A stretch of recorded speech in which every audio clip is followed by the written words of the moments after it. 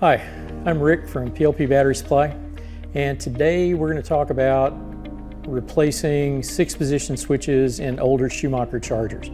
Schumacher over the years has used a variety of 6-position switches. We've got an assortment of them here, and I've got them diagrammed up here, and we're going to talk about the differences and the distinctions. We replace all of these with our 697013 6-position switch kit. The primary difference in the original Schumacher switches is in how they mount. We've got, I'm going to start here with this one, the 0499000058. This switch has 7 terminals on the back. The mounting on it is through a panel hole. It usually has a square cut hole because it's a threaded bushing with a panel nut, but it's got 4 flat sides. If you look at it close, the sides are milled flat, so it goes into a square hole. That's what keeps this one from rotating in the hole when you're turning the switch. This switch has a plastic shaft, kind of the bane of all Schumacher switches. Seems to be a common failure point. This is a switch made by Dafan in China, and I don't think Schumacher has probably had these switches available for 15 or 20 years. If you need to identify a switch from Schumacher to figure out which one you've got, if you got a magnifying glass or some really good eyes, they generally have the part number on the back, but it's very tiny and it's right here. The second switch we're going to talk about is functionally the same as the 058 switch, and it is the, I'm just going to abbreviate, it's the 051 switch. The primary difference, they are, I'm going to back up here actually just a second. On the back, they're identical. The terminals, it still has 7 terminals. It still has the trace between the 2 AC input terminals, and if you didn't see the part number on the back, you'd think it was the same switch.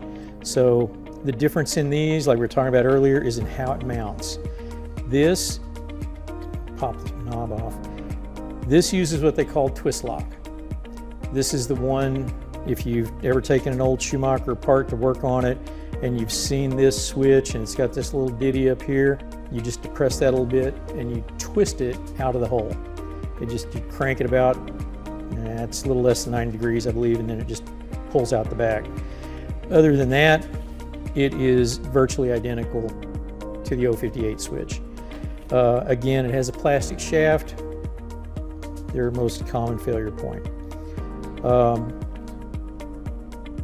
While we're on these 2 switches, I'd like to point out, because they do have 7 terminals on them, these are 6-position switches, which means they have an off position and 5 power positions. So they have a terminal for every winding in the transformer that they're feeding, which is a discrete winding for each position of the switch. So you've got 5 terminals for output, and you've got 5 power positions on the switch. We're going to see why that's important here on the next switch. The next one is the Dafan version of the 0499000022 or the 022 switch. This switch, again, mounts with, it has the square milled threaded bushing. Goes through the hole, can't rotate because of the square cut hole, and it uses a panel nut to keep it on, just like this one is. The shaft is again plastic. If you've had one of these, you probably had one with the shaft broken off. The big difference between this switch and the 2 that we just talked about is the number of terminals on the back. This only has 5 terminals on the back. So it has 1 input terminal, and it has 4 power output terminals that go to the transformer windings. Some of you might be questioning, how can you have 5 power positions on the switch and only have 4 terminals? That's a good question, and the way that Schumacher does that is that between the two highest positions on the charger, between typically what's 12 volt high and 12 volt boost, there is no difference. When you turn the charger from the 4th power position to the 5th power position, nothing changes. It still feeds the same terminal. So operationally, those two positions are the same. It doesn't matter if you're in the 12 volt high or the 12 volt boost, nothing changes in the charger. And then the last switch that we're going to talk about is, confusingly, also an 022 switch. It has exactly the same part number printed on the back, but it's a all plastic bodied switch from Arkles. This one is made in Mexico. I'm not sure where all Arkles made switches, but not a big deal. Arkles usually generally pretty good switches. This one again though, plastic shaft, not great. The biggest difference between this one and the Defon version is just that it's a smaller body and all plastic. It doesn't have the metal plate on the front. On the back side, instead of having 5 terminals, it has 6. The difference there is that it has an A and a B up here for the AC inputs. They're the same. You can actually hook your AC input to either one, although they are generally connected as an A terminal connection and B is left empty. The only thing that that makes a difference for is that on some chargers, what they do is they use this not so much as an AC input. These are tied together, but as a pass-through. So they'll put AC into this terminal and then they'll run AC off of this one to maybe power the fan or something like that. So that's the Arkles version. This is the Defon version.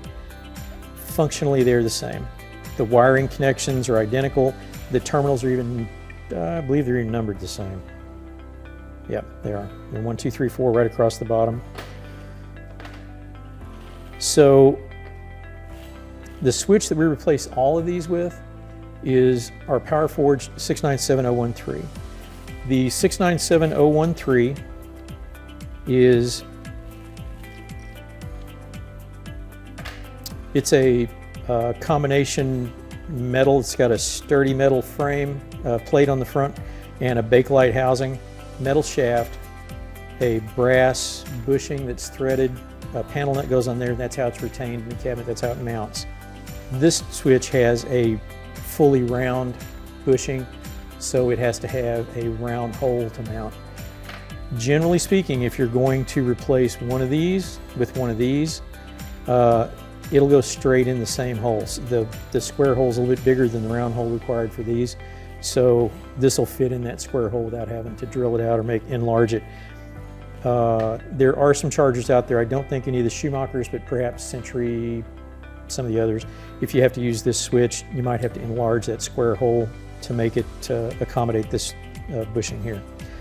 The other difference here is on the mounting. This switch, because it has a round bushing and doesn't prevent rotation, it has a couple of small tabs on it on either side of the bushing. Those are locking tabs or anti-rotation tabs. When you mount this switch, you will need to probably drill a couple little holes, and we include a template for that in the switch kit.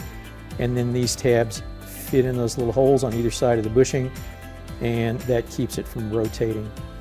The important thing to know there is you really need to make sure that these tabs fit into holes. Now, we're going to show you maybe in another video how this thing will mount in a charger that uses this twist and lock, and just kind of by chance the holes are already in the cabinet because of the twist and lock mechanism, and this thing just mounts straight in, which is convenient.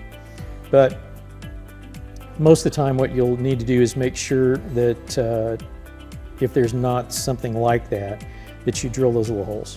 Again, we have a template, it's not a big deal, as long as you have a power drill, and I think a 1/4 inch bit or maybe 3/16 bit, that's all you need to do that.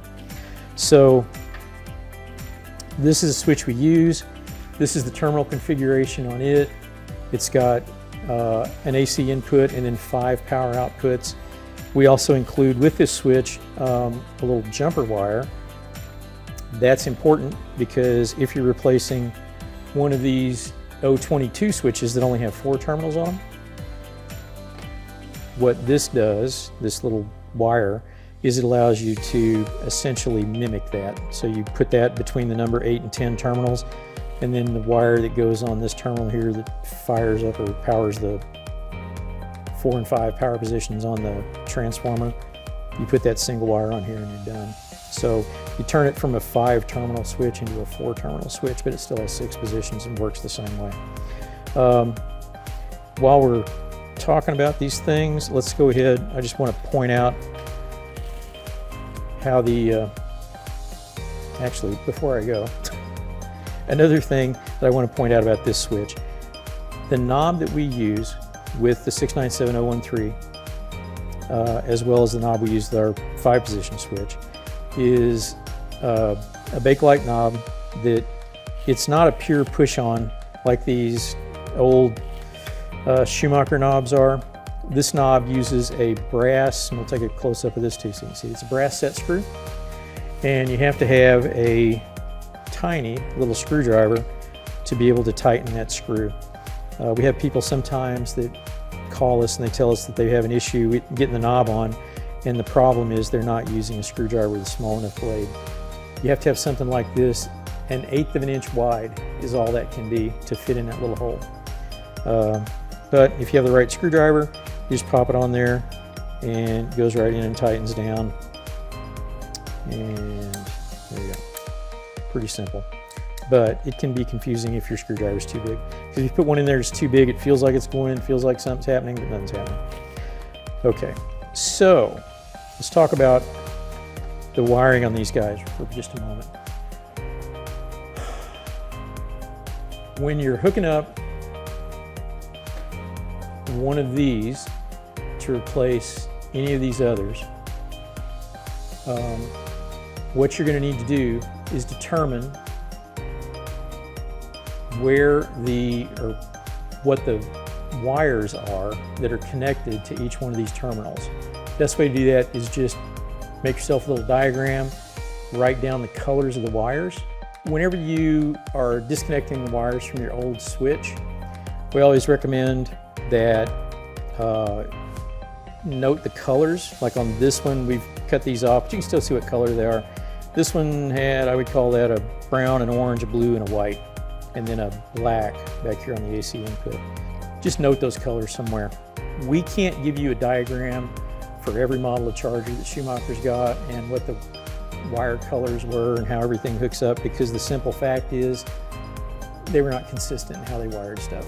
You can open up like an old 4020 and it'll have one set of wires with maybe this color arrangement in it. You can open up one that was built a year or two later and it'll be different. Sometimes completely different. But when you take your old one apart, if it's got this switch in it, it's always going to have this arrangement of terminals and this connection method. So terminal 1 is always going to be the 4 o'clock position on the switch, and terminal 2 is always going to be the 8 and 10 power, and 3 is always going to be the 6, and 4 is always going to be the 2 o'clock position. And what we're talking about when we talk about how these things hook up is when you're looking at this switch, I'll take this one. This is the twist lock right here.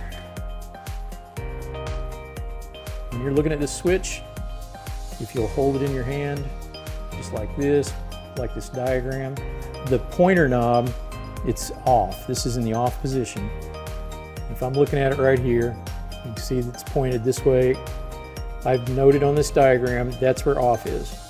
If you think about that as being 12 o'clock on a clock face, every time that you work on a switch, you're always going to have positions on these things of off at 12 o'clock, and then you've got a 2 o'clock detent, 4, 6, 8, and 10 o'clock. So there's 6 positions around the face. Think of them like clock positions. If you always put off at 12 o'clock, then the power positions are always going to be 2, 4, 6, 8, and 10. So all of these switches, even though they're all different, they all share that same commonality. So that's the reason why we want to talk about them that way, because it just makes it easy. So with this switch, this wire up here at the top is labeled, the terminal rather, is labeled number 5. That corresponds, I've already tested it, to the 6 o'clock position, which is, in the case of this, if we rotate all around to there, that's 6 o'clock. That's 180 degrees off the off position. So we know that that's because we have a 2 o'clock, a 4 o'clock, a 6, 8, and a 10, that's the 3rd power position. So this terminal up here, that's 6 o'clock, and then we've got down here is the 2 o'clock, and then the 4, and the 8, and the 10. They're scattered all over the switch. That's kind of my point. They're not lined up, they're just kind of everywhere. The AC input on this, because this switch, both of these, have an external trace that connects the L1 terminal on both of them to this terminal up here. The AC could be connected to either one of these. It could be connected to L1 or it could be connected up here. Typically, it's connected up here. And it's on both of these switches, on all of them I've ever seen, they don't even bother to label that. It's got a little spot for a label, but there's nothing on it. The label down here that it's connected to is L1, it's labeled. But it doesn't matter what it says. The fact that these are the 2 terminals that are connected together by that copper trace, that's what you need to be looking for, because that's what distinguishes these 2 terminals from all the others, or switches from all the others. And that's going to help you identify what you got. Plus it's, again, got the part number printed right on it. So you have these 2 configurations where you've got wires connected all over this thing to all those terminals except the L1. And then you've got these 2 terminals that have just the 4 terminals across the bottom, and they have a very simple connection method. All of their outputs are in a row right across the bottom. They're labeled 1, 2, 3, and 4. Pretty simple. Our replacement switch is also pretty simple. It's got the AC input right up here at the top, and then it's got the terminals where you connect the output wires across the bottom. On ours, the terminals are actually labeled to correspond to the switch clock positions. So the terminal here that's labeled 2, even though it's in the middle of the row, that output from the AC is when the switch is in the 2 o'clock position. So 2 means it's the 2 o'clock position, or the lowest power output on the charger. And then the next position, the 4 o'clock position, is this terminal, and then the 6, the 8, and the 10. So we try to make the labeling on the back of it make some sense. It actually corresponds to the switch positions. All you have to do is make sure that you've noted what color wires are connected to each of these terminals whenever you disconnect the wires, and then because you know that the wire connected to this one is brown, for example, that you take your brown wire and you hook it up to number 6 terminal right here on this one. If this is an orange wire, then you want to make sure that you connect your orange wire to the number 2 terminal here. Just go right across. The 4, 8, and the 10, same way. Note the colors, hook them up to 4, 8, and 10. We have all of this information available as reference for you. We put some of it actually in the box, the more common stuff, the more common scenarios. There's part of the installation instructions include all this. But so there's always going to be This is just the most common switches that Schumacher uses. They are one manufacturer, and this isn't even all of theirs. They've got the 7-position switches. They've got more 6-position switches than these. So you're liable to run into a variety of things.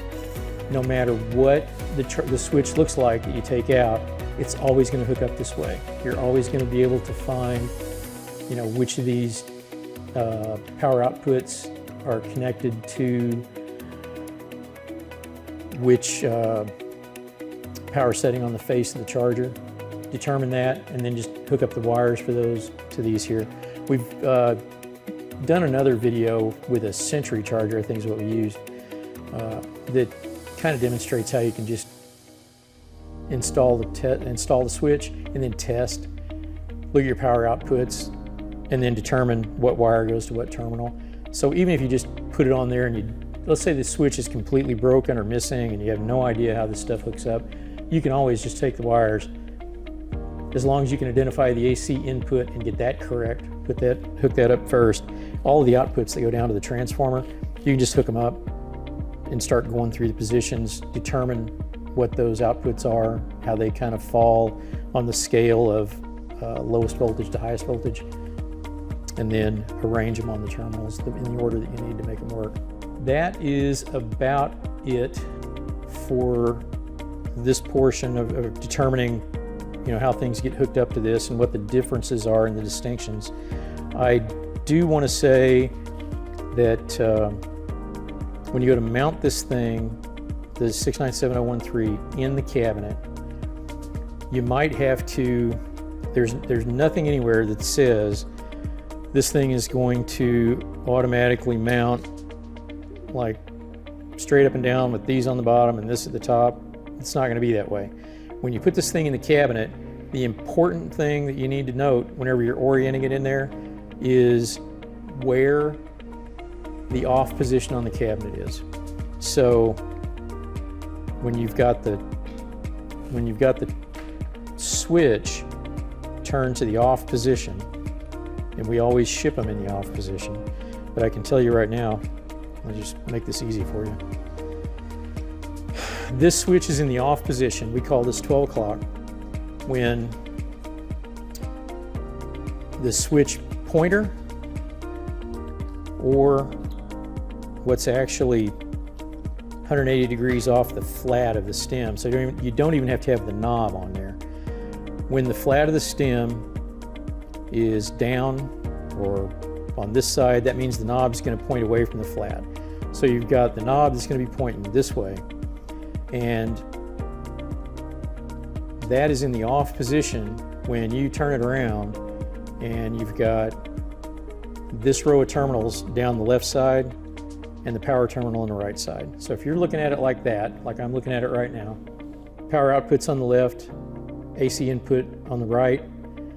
When that knob's facing up like that, that's in the off position. And then every other position on this thing, you can check it with a multimeter, you can check it with by running power through the charger.